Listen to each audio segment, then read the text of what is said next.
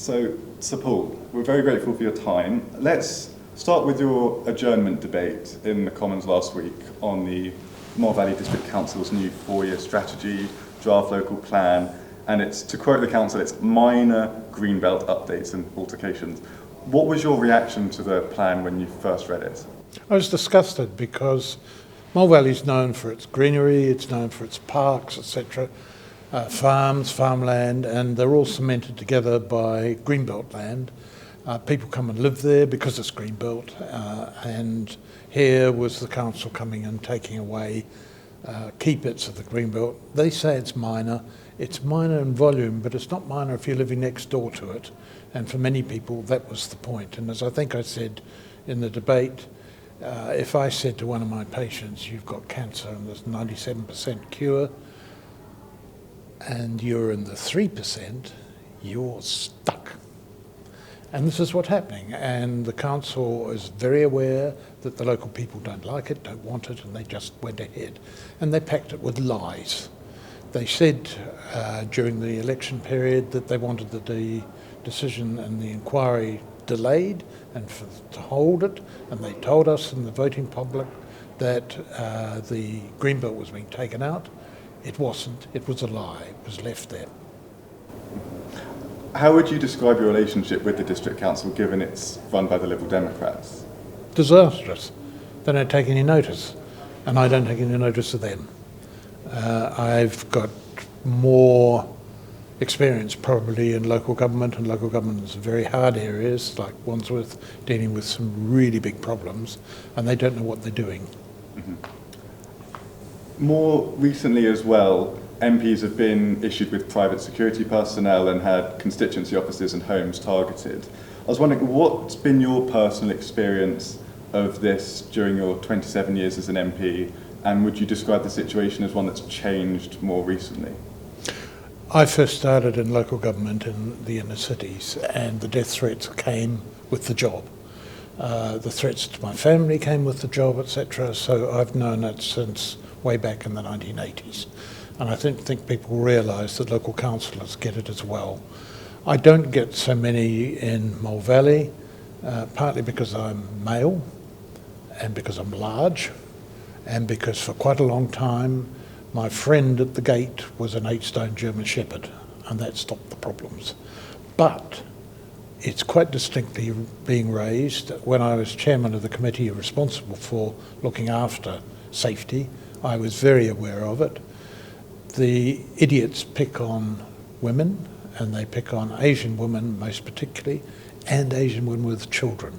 And that is just utterly despicable, but it happens.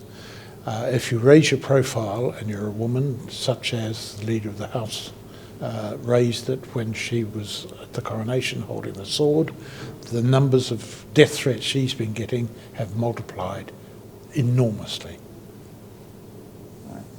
And also recently, a former Conservative colleague of yours, Lee Anderson, he's had the whip removed for his comments about the Mayor of London on Friday. What did you make of his comments? I know what I think he was trying to say, but he gobbledygooked it, and it was an insult, and it had smacks of Islamophobia in it. Would you describe them as Islamophobic? Yes, by accident. I think I get on very well with the Islamic population. I also get on very well with the Jewish population, and funnily enough, I get on well with the English population. And you've got to remember, we're still here. Mm-hmm. So you're not standing for re-election. No. Why is now the time to step down? Because I have been in local government and central government and politics in this country since 1976. And I think I've had enough, and my knees are telling me walking the streets is over. Mm-hmm. Looking back on your career, are there any standout moments that come to mind immediately? Lots. In local government, when I first came to this country, I couldn't believe what I was seeing. We had a Labour government, we had a Labour Greater London Council, and everywhere I went in London, because I was working on the National Health in London, it was Labour Every year the costs of living went up dramatically in the form of taxation, local taxation as well as general taxation, and we were getting worse services for it. The cities I was living in, London, was in an appalling state.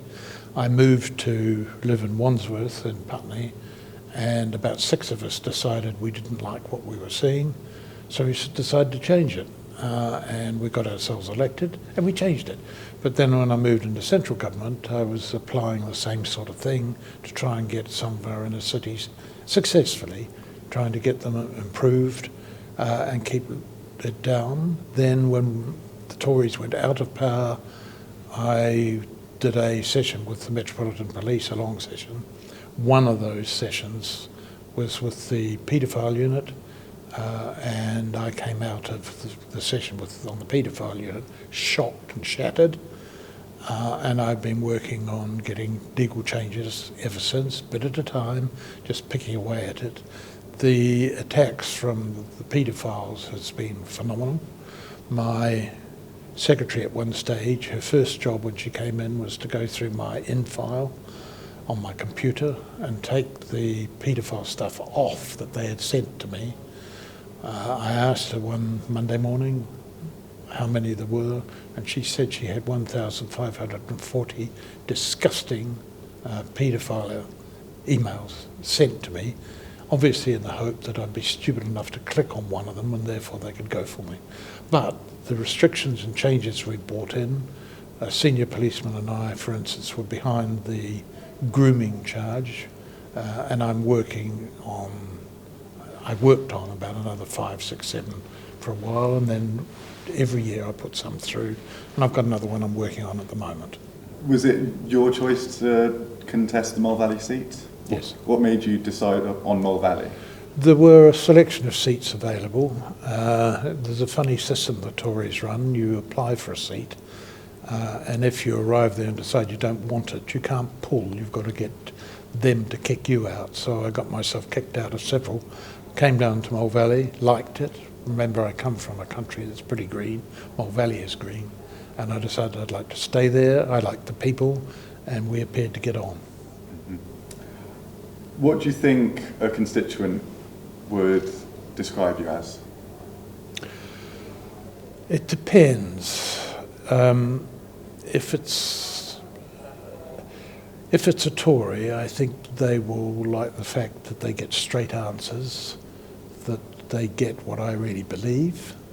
And as one of them said to me the other day, the one problem is you're combative. But that's not a problem. Right.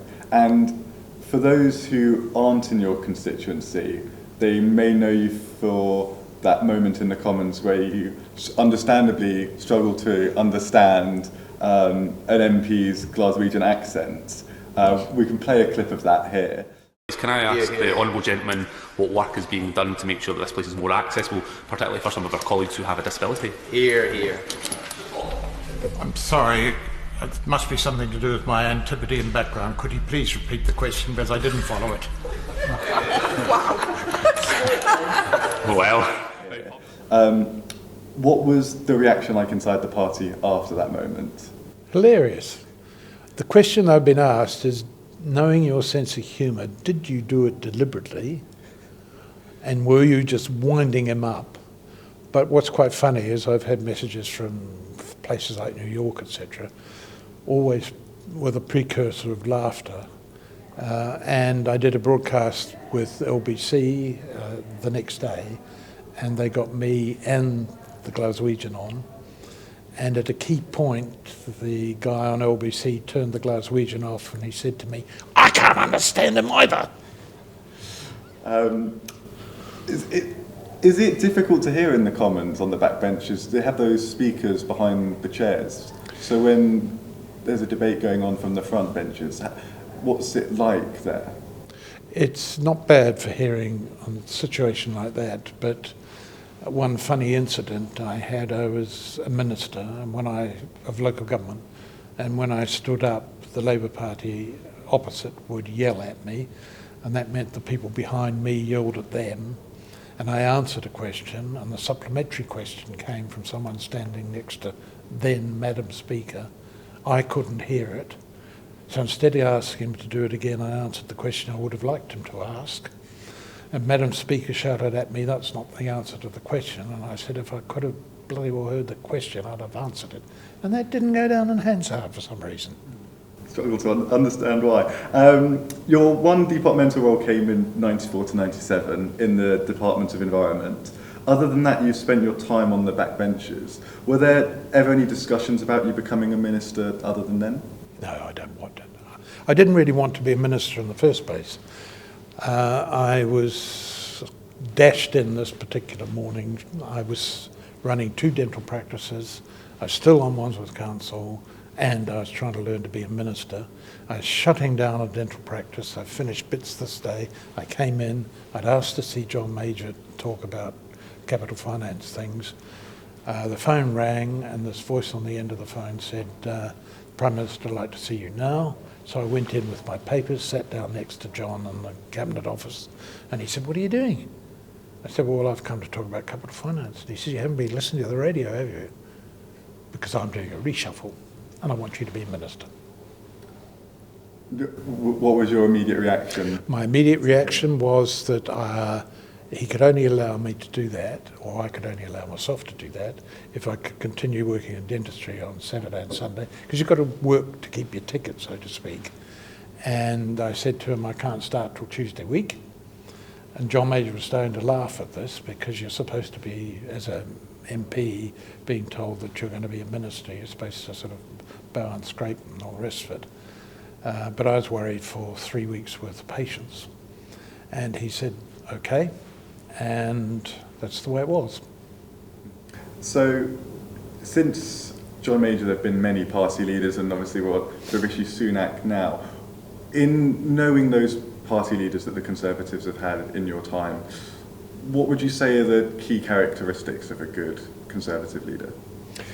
Knowing their mind, prepared to be able to adapt according to the facts and according to the changes, etc., and having decided ultimately where to go for it.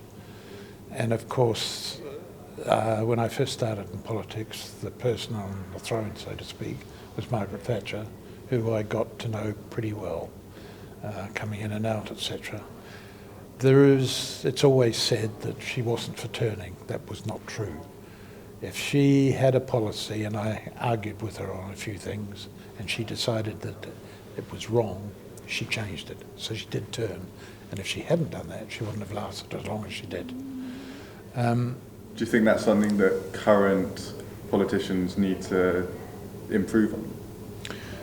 No, but they need to accept that it can happen. One of the problems with politics in this country is that if you change your mind, usually the opposition yell and scream and point fingers and all the rest of it.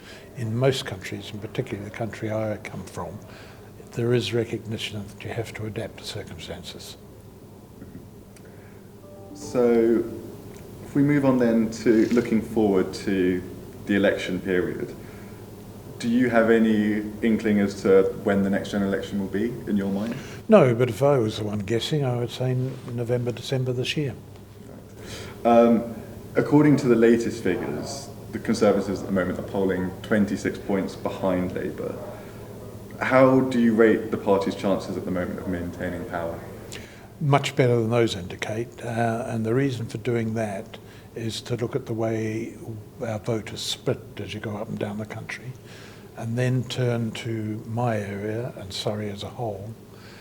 We're door knocking all the time at the moment, and the door knocking shows very little shift from 2019. So I've got plenty of hope.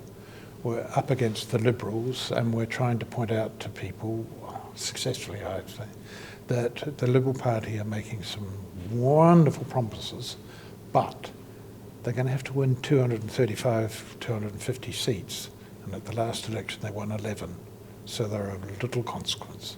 So any vote that isn't Conservative ultimately brings the Labour Party in, and the Labour Party is bottom of the list when it comes to Surrey. So the majority of the Mole Valley constituency now is becoming the new Dorking and Hawley seat, to be contested for the Tories by Marissa Heath. What's your impression of her? Have you had much discussion with her about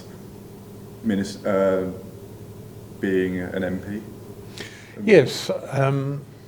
When I came into the House of Commons, I had done 12 years or something in local government, so I knew how the battles would go. We had to warn her of the difficult things and warn her of the nice things, and teach her a bit what it's going to be like when she gets there, but also get right in with her to make sure she does get there, because Mole Valley needs a Conservative MP. A Liberal MP would be the alternative choice, and that's just a gift to Labour.